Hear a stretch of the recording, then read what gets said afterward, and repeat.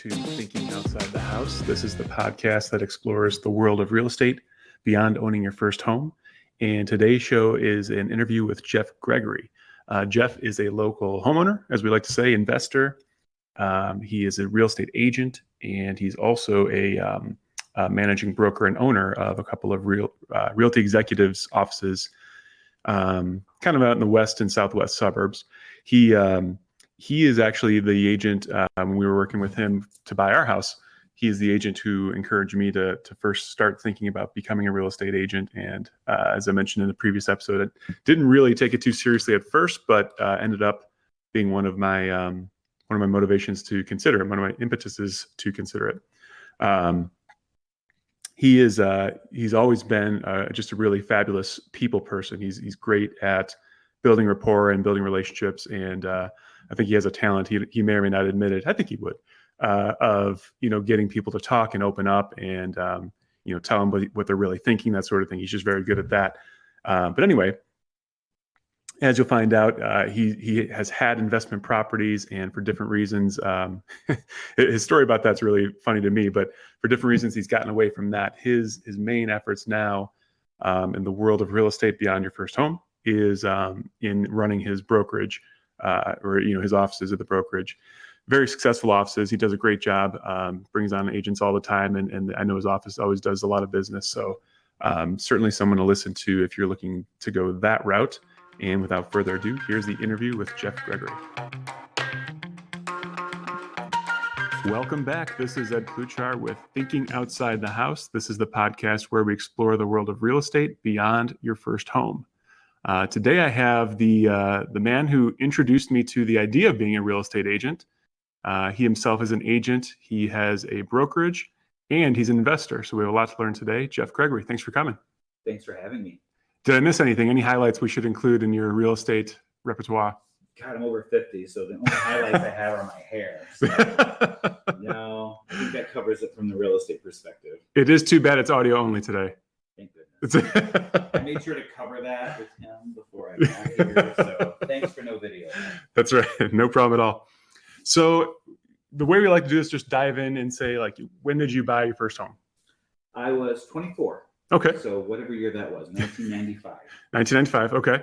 And this was just first home, starting off, wanted a place. What was the motivation? It was. I was relocating for a career.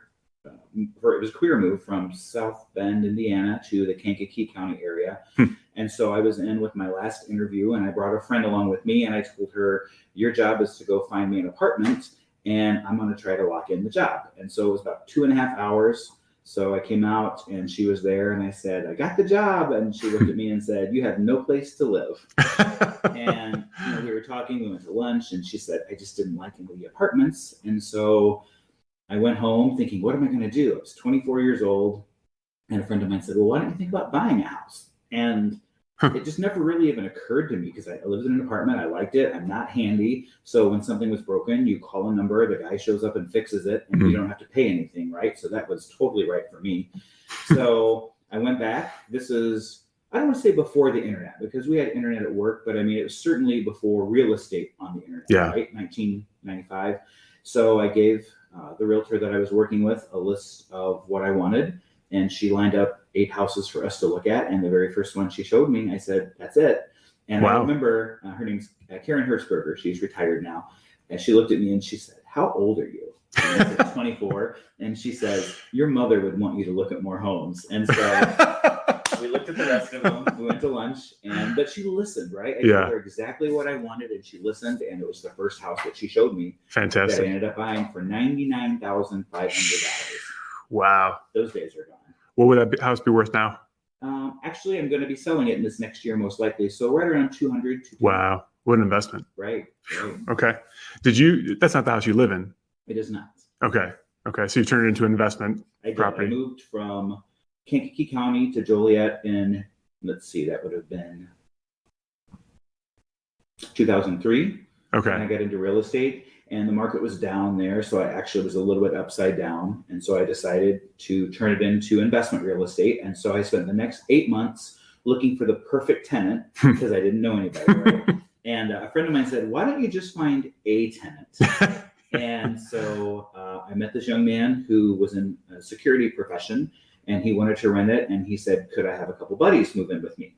And I was talking to some friends, and they said, adult men, 3 single adult men, they're going to be really rough on your house. So you should charge them more. And so I thought, well, I'll charge them $500 a bedroom. And this is, quite a while back. Yeah. So they agreed.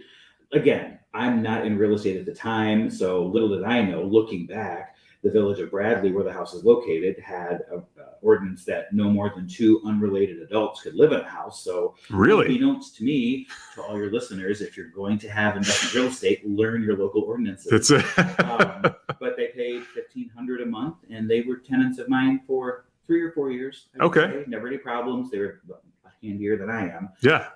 Good guys. And I think one of them got married and moved out, and they put another buddy in. Then another one got married, and finally they said, "We're all going to get married. You should find another." It's time to move on. Yep.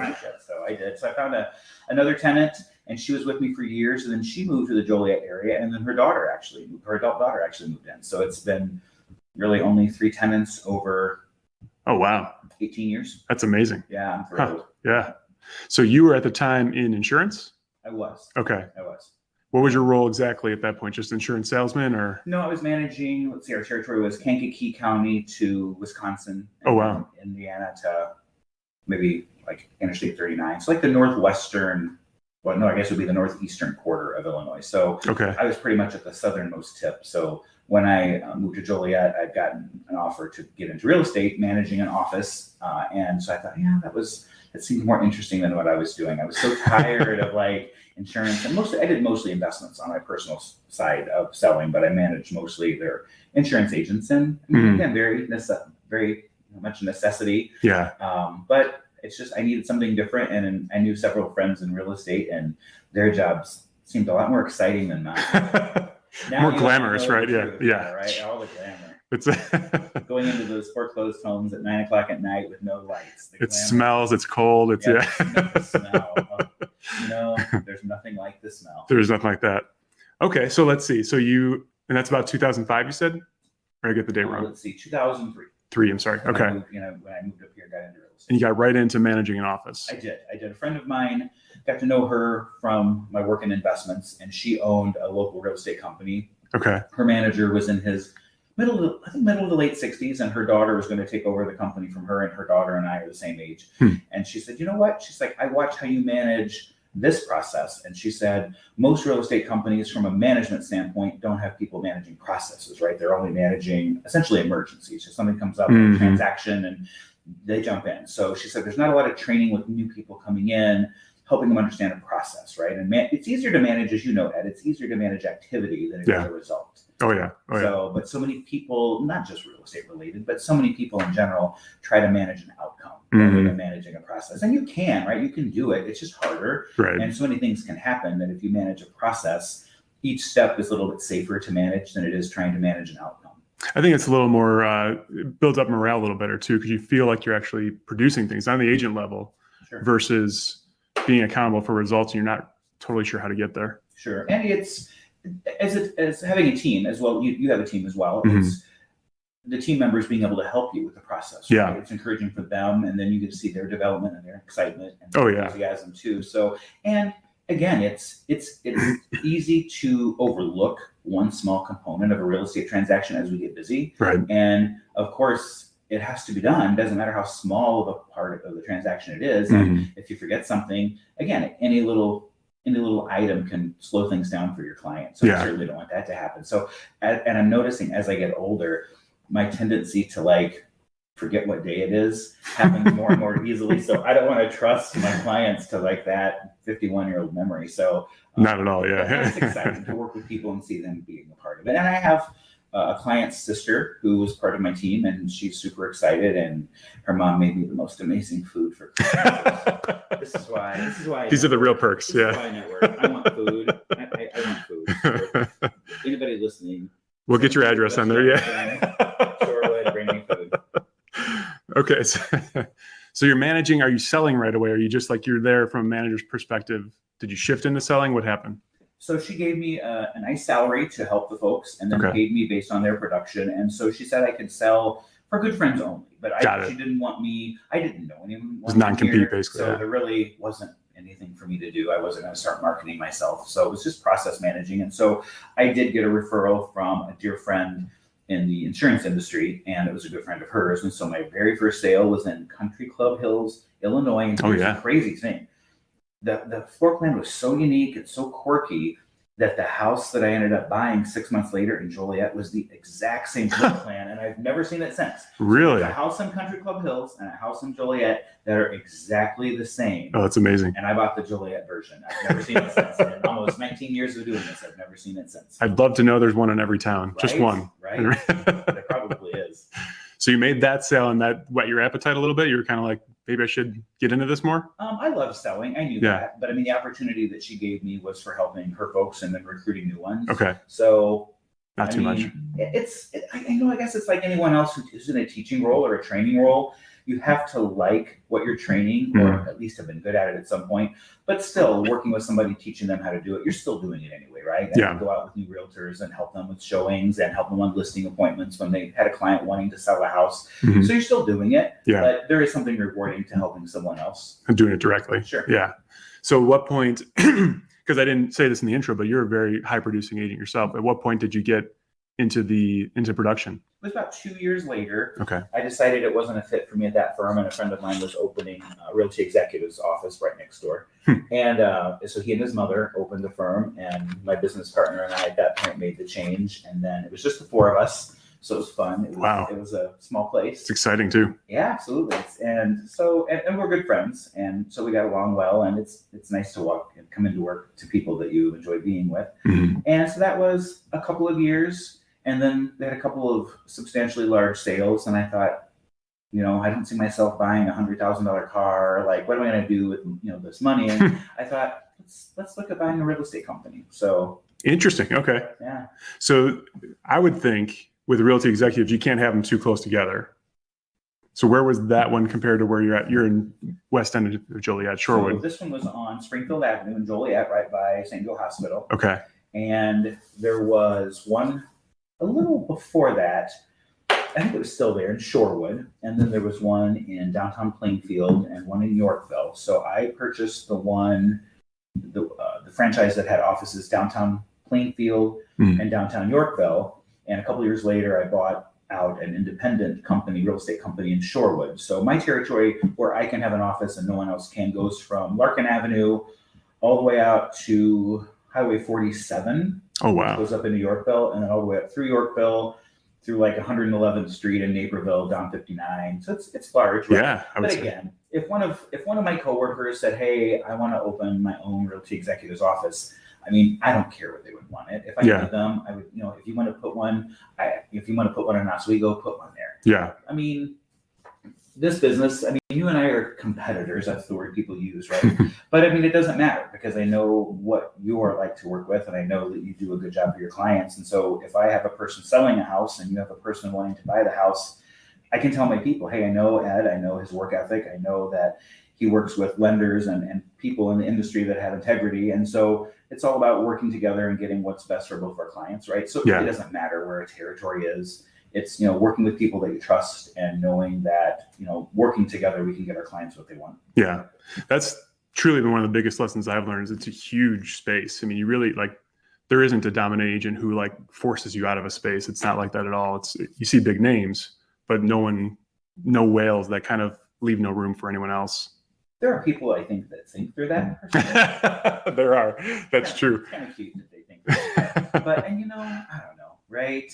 There's really not a point of being antagonistic in this process, right? It doesn't matter how many houses you sold last year or how many you're going to sell this year. When I am putting an offer together for a client, I will research to see how many houses that agent sold. And only because I want to know what's their experience level. Have I run into them before, or has someone that I worked with them before? Yeah. Just to have a little bit of shared understanding, right? What attorneys do they work with? What home inspectors do they work with? Because sometimes, as long as the inspector is good, if my client wants to buy your listing and there are many offers, and if your if you're comfortable sharing who your preferred inspector is, I'll tell my client, use Ed's preferred inspector because he has confidence in the outcome that the inspector would be fair, and you can share that with your client. So yeah, absolutely. In my mind, trying to learn, and I try to keep track of people that I see a lot, who their preferred industry partners vendors are. Yeah. I mean, the lender that we worked with on our last transaction, I mean, he's such a nice guy, and he and I have talked several times. We haven't done any other sales together, but he did a great job and was very good communicating, which, I mean, sometimes when you get in the middle of a transaction, you want to just say, can someone please call me? Right. It's all crickets and response, right? Absolutely. Someone just give me a call. Yeah. All right. So tracing back the trajectory here. So about 2 years you joined with Realty Executives. How many more years after that until you bought you bought the franchise? 2 years. 2 years after that. Okay. So then you're off and running. You've got 3 branches, it sounds like. At that point, 3, now down to 2. Okay. What's that like? Let me ask you, if you don't mind, you don't have to share numbers or anything. I'm just totally curious in my own. Is that, would that be akin to seller financing where you're on a payment plan with the business owner, or did you buy it outright? No, we bought it outright. Okay. Yeah. Okay. Good old check. That's you know what? It's fun, right? It's the people that I work with are some of my dearest friends. I care about them so much, and it's still a job, right? We go to work every single day, but I think about like my parents, growing up working in a factory, like they dreaded going to work. You could see it on their face. They dreaded it every day. When they came home, they were so exhausted. They hated it. And it was just the drudgery of going to work, right? And I love going to work every day. I don't start at 6 a.m. like my parents did, or even 9 a.m. But I'm still there at like 8 o'clock at night. Yeah. But to be able to pull in the parking lot and love when you see the cars and whoever's there, and it doesn't really matter whose car it is, because when it was interesting when I bought the business, one of the things that I said to myself was, I don't ever want to pull in my parking lot and cringe when I see a car. And if that's the case, they probably cringe when they see my car too. Yeah. And there have been a couple people along the way that I got to that point and I just sat down with them and said, I'm not feeling it. And they were the same way, right? So we have a luxury, you and I have a luxury in our business. We can work with whomever we choose, right? Sometimes it takes a little courage to make a move. Yeah. But we can do that. And it is a luxury. I think about what my parents did. I think about what so many of my clients do. Can you imagine? Some people have to ask for permission to go to the bathroom. It's ridiculous. Work, right? Yeah. And so the luxury that we have, you can be with those beautiful children that you have when you need to be.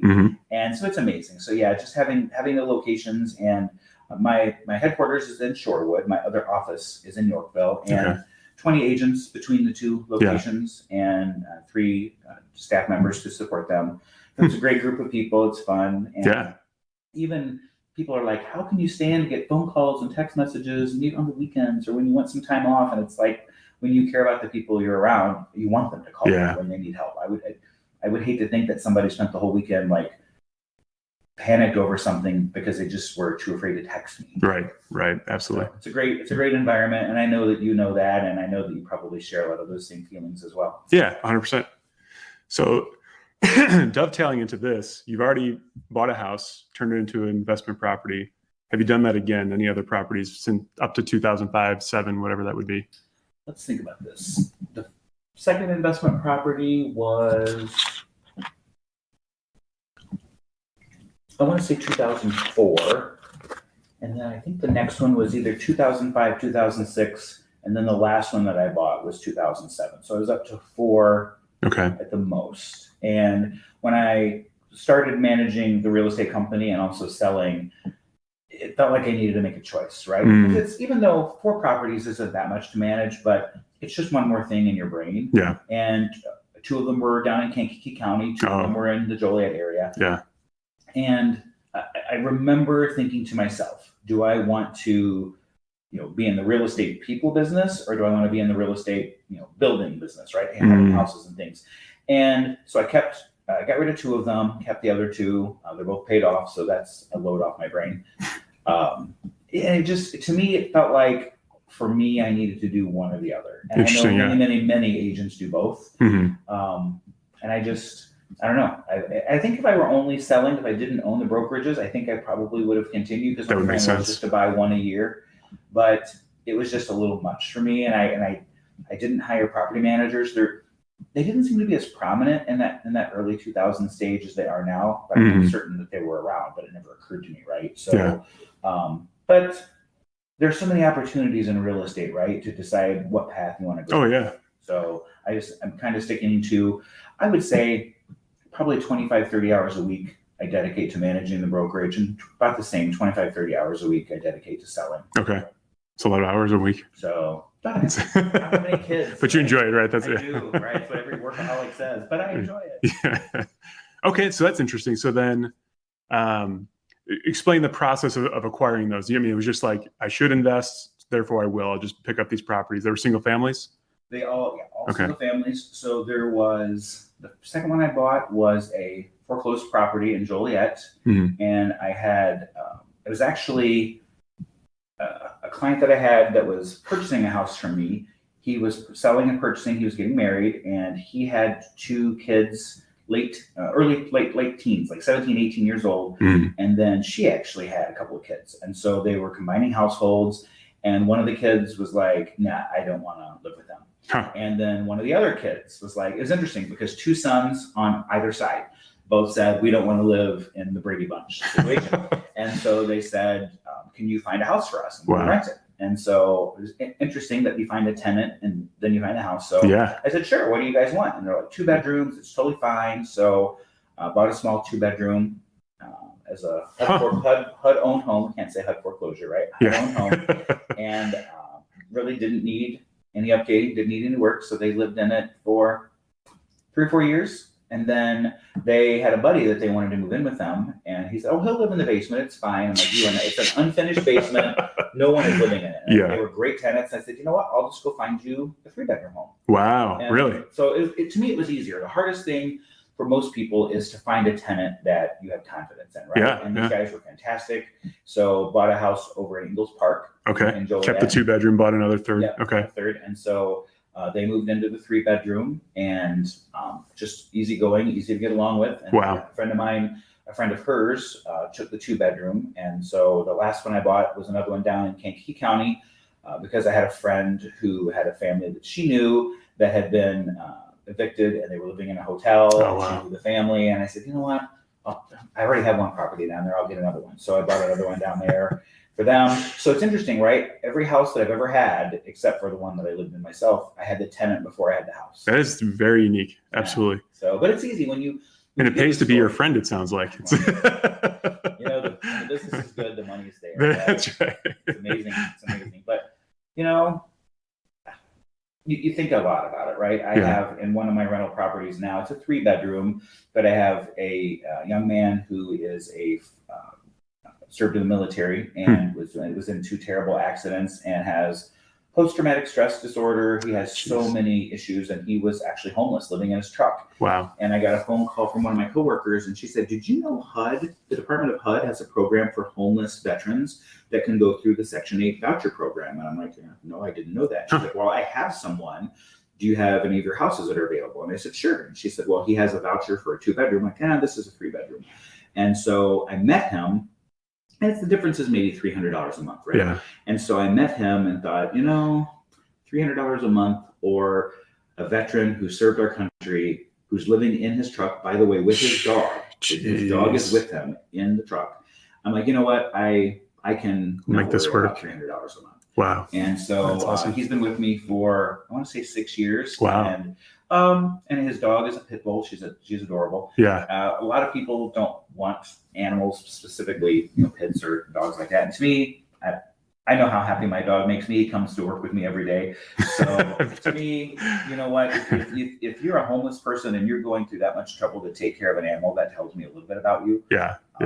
But so he's been with me for a while, and I don't know. To me, you sit there. It's not the best business decision, right? Sure. In my mind, you know what?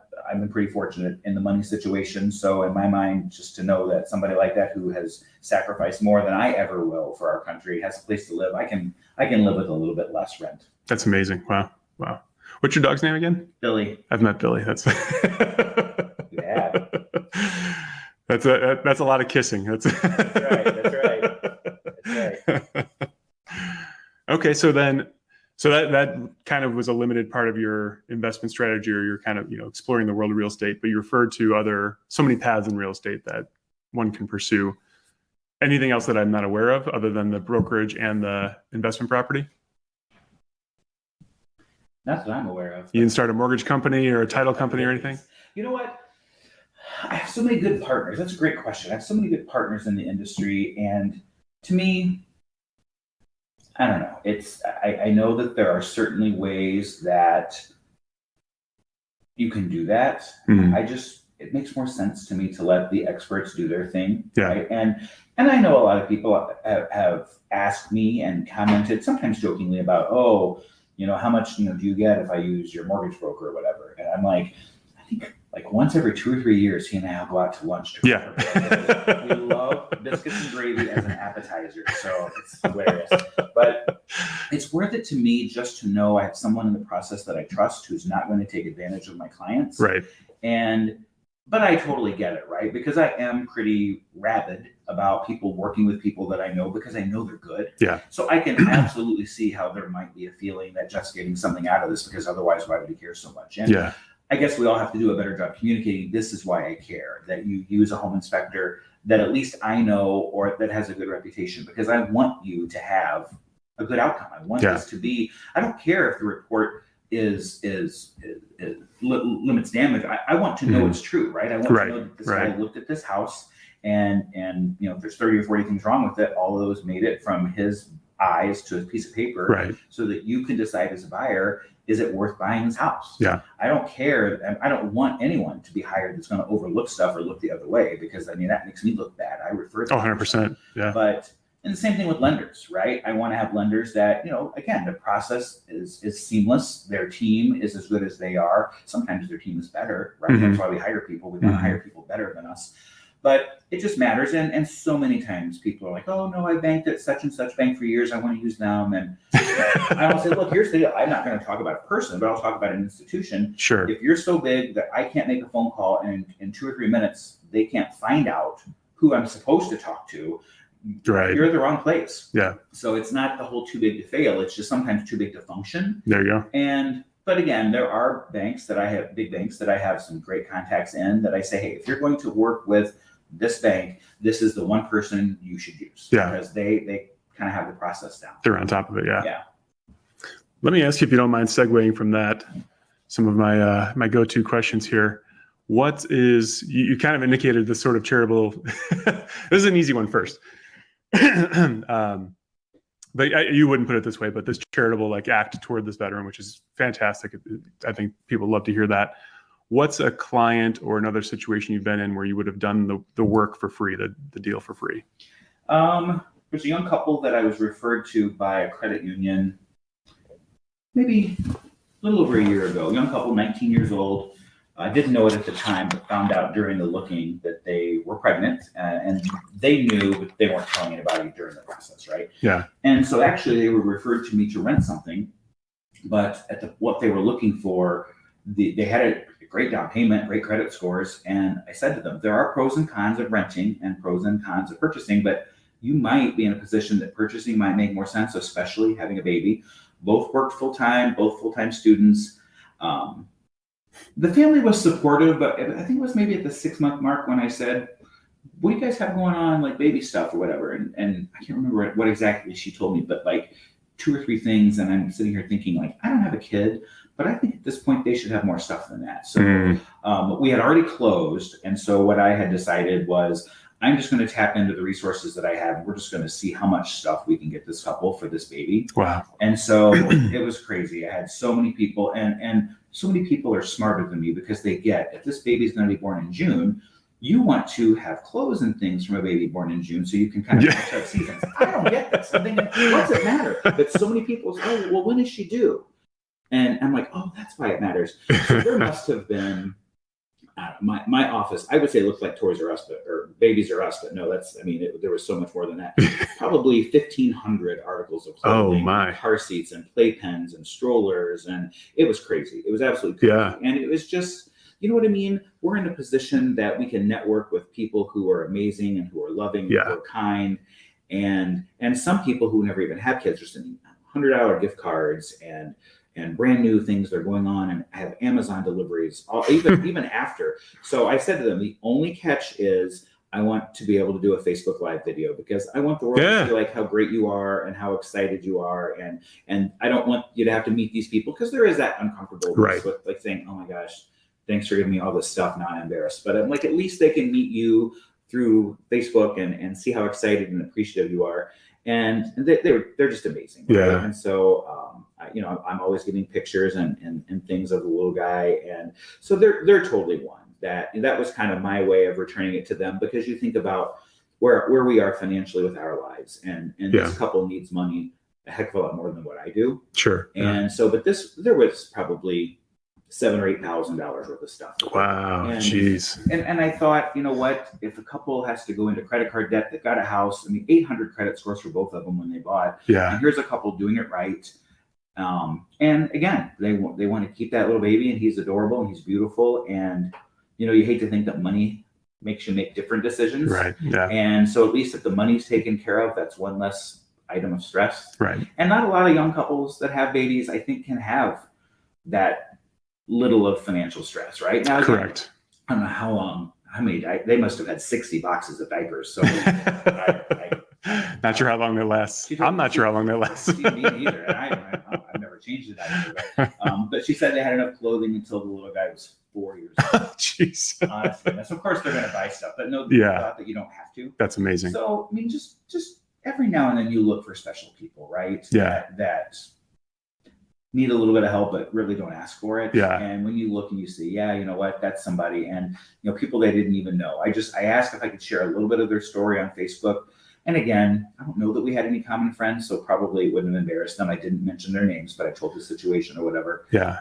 And so many friends were like, people that I wouldn't have expected to say something said, hey, you know what, put me down for $100, go out. Oh, that's amazing. Buy what you want, or give them a gift card or whatever. And they didn't even care about the details or whatever. Just want to help. You know what, if you think that this is a couple that needs help, then let's do that. So great couple. And we get, that's what makes our job amazing, right? Yeah. We meet so many amazing people. Very rarely do I work with somebody and when it's over, do I think, gosh, I never want to hear from them. Never again. Yeah. Right? Rarely.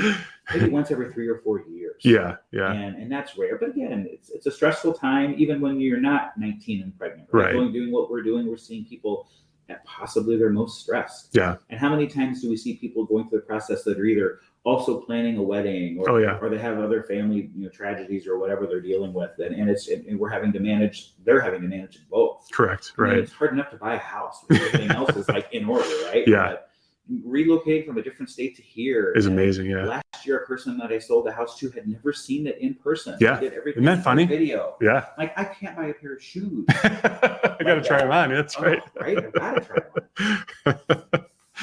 What about an embarrassing story? This can be you were embarrassed, or this could be. There's so many. There's a grimace here. If we had the visual, you would see the grimace right now. There are so many, so I'll just go to the most recent, because that would actually be a great podcast to have. Embarrassing real estate stories. My word. You would fill more shows. So, you're respectful of a person's home always. When you go in and take off our shoes, if it's raining, we don't even want our coat dripping. So you make sure to leave the home as you found it. So this is a home that I was representing the seller in Manhattan, and this is 6 weeks ago. And I actually had a neighbor inquire and want to see the house. So I went and showed the house to them, and my seller had already moved out. And so I showed the house.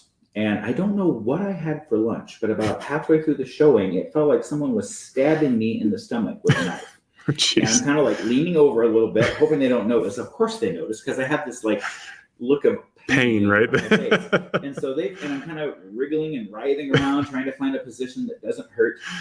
So I finished the showing with them, and I made sure they had pulled out of the driveway. I locked all the doors. I went to the bathroom. And if you've ever seen the movie Dumb and Dumber, there's a bathroom scene that pretty much describes what I did in that house. And then once you finish the paperwork, I go to flush, and there's no water. Oh, no. So, so I thought, okay, you know what? She must have turned it off. So I went to the water meter and like, wait a minute. I think that's in the on position. The valve's already on. But who am I? So clearly it's not working, so I'll turn it in the upper position. So I go up and it doesn't work again. Nothing. So I thought, okay, well, maybe it's turned off at the toilet. So I go back and change it there and go turn it on at the toilet. No, it's on at the toilet. I'm like, what am I going to do?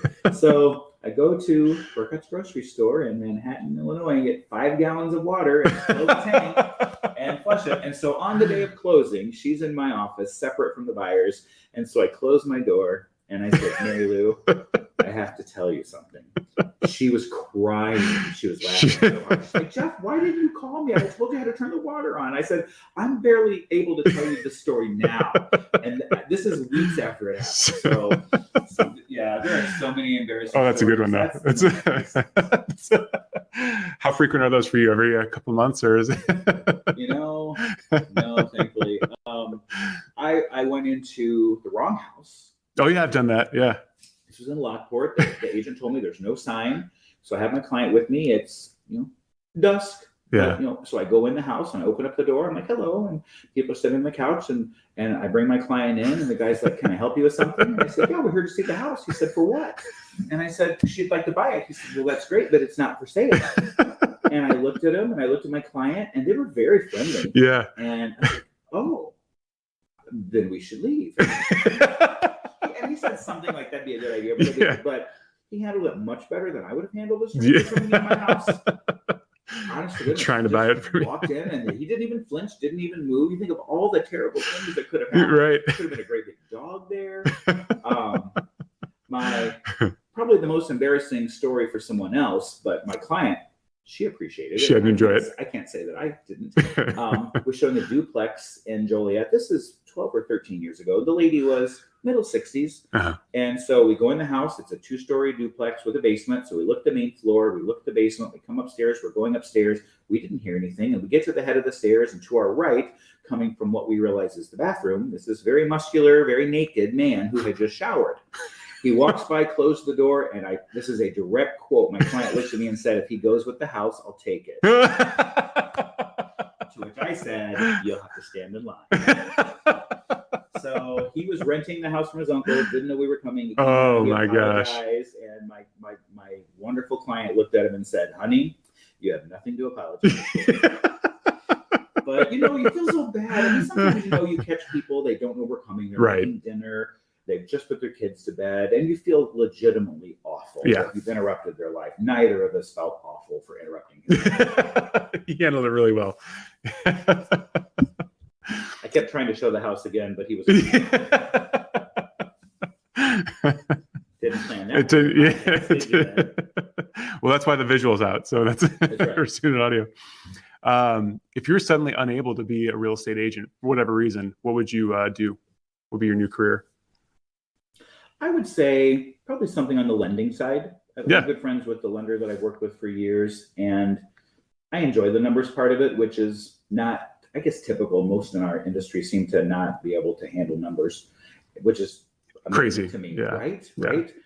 I guess it's a control issue. I need to know. I mean, when I'm showing a house and my client shows any interest, I'm giving him an estimate right then on the monthly payment. Because in my mind, how do you know if you like a house if you don't know how much it's going to cost a month? Right.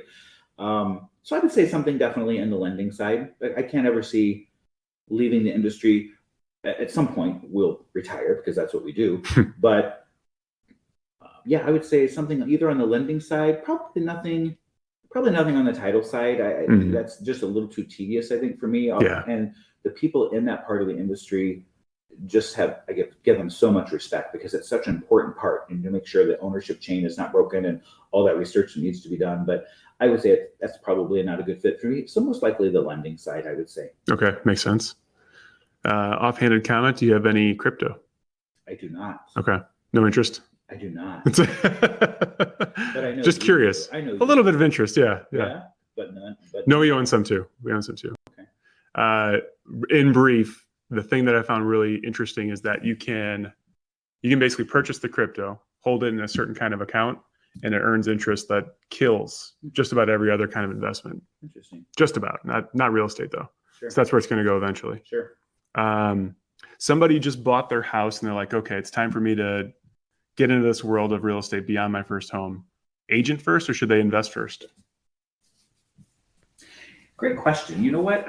There are some people that I don't think personality wise are suited for doing what you and I do every day, right? Oh yeah. It's hard to say. I had a client 2 years ago asked me what I thought of him getting into real estate sales, and really, really like him, really like his wife, his family. I got to meet all of them. And I looked at him and I said, I think you'd hate it. Yeah. And you do this, I'm guessing, with your clients too. We want to make it look as easy as possible and Right. as stress-free as possible. And so sometimes I think when we're good at what we do because we've done it for so long, they don't see what it's really like. And again, how do we know, right? We just see this limited part of them as a client. We don't see what their work ethic is like. But when someone says, I hate people, that's what I said to him. That's column B. You told me before you hate people. Newsflash, and what we do for a living, you have to deal with people. Yes. Yeah. But what's interesting was he got into the home inspection field. Oh, and no his kidding. wife got her real estate license. Wow. I know. Okay. Yeah. Right. Well, that's great. Yeah. Great avenue for them. Okay. What about somebody's like, I definitely want to invest. What's their first step, do you think? Find a tenant. Yeah, right. It's so different. It worries me for people who want to get investment real estate because, again, there's a substantial outlay in terms of your down payment you need, right? And there is that stress. What if the tenant stiffs you and doesn't pay the rent? What if your tenant, with COVID, with what was going on, so many people went a year and a half without rent.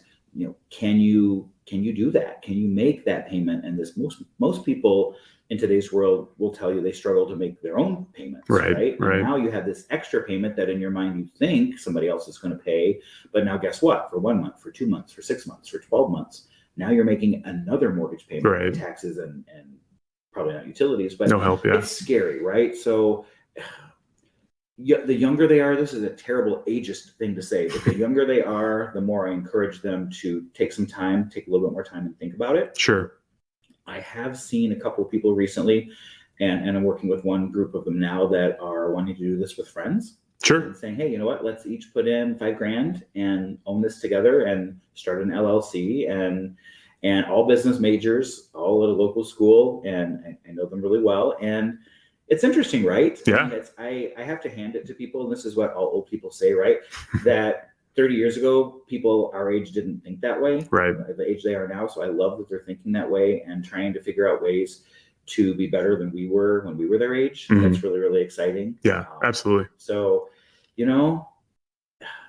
I don't ever want to proceed with caution. It sounds like I don't ever want to be the one that like snuffs out a person's dream, but I also don't want to see people that I like fail if there's something I could have said or done that helped them. Yeah. And I think it's interesting because I see more people start the process of wanting to become a real estate investor that after we're looking and having a little bit of time together, they're like, yeah, no, this isn't for me. So when we met, you were going to invest absolutely first, right? So I mean, it's kind of the same thing, right? And then you end up buying something and just, but it's interesting, right? And there's so much literature on it, and there's so many, not as many late night TV shows about how to get rich in real estate, thank God. But so I'm turning the tables and asking you, it's your show. Sure. Do you watch any real estate shows? Any of the flips that are flip? Oh, none of them. Either, right? Which is funny to me because then I know there's a perception out there of what we do and how the business works. I have no idea what it is. I just assume it's glamorous and sexy, and I know it's not. And it's like So a good friend of mine is the marketing director for a brokerage in Tampa that the Netflix show that just started selling Tampa. He actually works there. So and I've known him for years, and so I was getting the whole behind the scenes. You couldn't talk about it. Netflix wouldn't let him talk about anything related to the show. But number one on Netflix, and it's minority-owned, female-owned business in Tampa and selling a lot of luxury properties. And so he's been messaging me back and forth saying, yeah, it's not exactly, what you're saying on TV. But again, all the stories are real. The clients are real. The experiences are real. But it's great that it gives the insight, right, into outside of the real estate, but even inside of the business, there are personalities that you're contending with. And there is competition. I would think that like the Miamis, the Tampas, the West Coast, the New Yorks are a little bit different than like the Joes and the New Lennoxes, right? Yeah. We don't have those type of personalities in my brokerage. No. Right? They wouldn't feel comfortable there. Not at all. Feed their egos enough, right? Right. The clients couldn't stand them. I don't think. That would be, right? I think people from the Midwest look at these shows and thinking, that works in like 4 cities in the whole world, right? Or at least our country. Yeah. But Yeah, people ask, why don't you watch it? And I said to a very dear friend of mine who's a nurse, do you want to go watch like real nursing stories Or and take them ER. home? Because all those are all fake, Yeah. right? But even the ones that pretend to be real, I'm like, Yeah. man, one of my friends who's a nurse practitioner, she said, no, I don't even want to watch it when I'm doing it. Yeah. Right? But sometimes I guess it brings attention to our show. My favorite real estate show was every segment that Phil was on Modern Family. Because at least he said realtor with 2 syllables, right? And it was like real life situations, funny, embarrassing things that happen Right. at open houses and just crazy things that it's not always a comedy of errors, but I mean, part of it is, right? Sure, and absolutely. He was able to look at it and laugh and think about, only in real estate could these things happen. Yeah. And so he brought the real person aspect to it. So I found that more realistic than how I've heard others describe these other crazy shows. That is perfect. Well, anything I should have asked you that I haven't, or any parting words of advice or encouragement? Oh my gosh. Well, real estate's been very good to me, both on the owning side, the selling side, and investment. So if someone's interested, I think they should just give it a shot. I encourage all my friends that want to get into the selling of real estate, don't quit your job. There are many brokerages, yours, mine. There are many brokerages out there that'll let you start this as a part-time venture to see if you like it. First of all, do you like it? Are you good at it? And do you see yourself doing it for several years? Right? Yeah. And if you can't say yes to all those questions, I mean, if nothing else, you have the license and the knowledge, then at least if you do want to buy your own property, at least you've got that leg up and you know a little bit more what to look for. So, but it's been very good to me, and I know it's been very good to you, and I can't imagine doing anything else. Amen. Well, thank you very much for coming, and we'll be in touch.